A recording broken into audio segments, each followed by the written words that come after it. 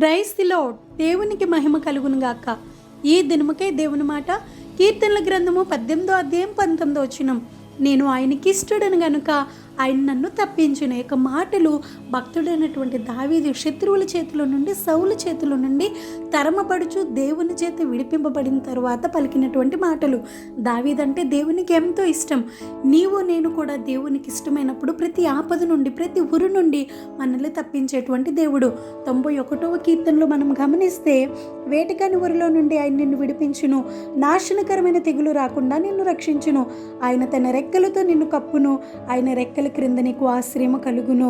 దేవునికి మహిమ కలుగును గాక. నీ పాదములకు రాయి తగలకుండా వారు నిన్ను తమ చేతుల మీద ఎత్తి పట్టుకుందరు. ఈ యొక్క వాగ్దానాలు మాత్రమే కాదు, అతడు నన్ను ప్రేమించుచున్నాడు కనుక నేను అతన్ని తప్పించదనని వాగ్దానం చేసిన దేవుడు, నిత్య నాశనము నుండి తప్పించి నిత్య జీవమును కూడా ఇచ్చే దేవుడు. Praise the Lord. May God bless you.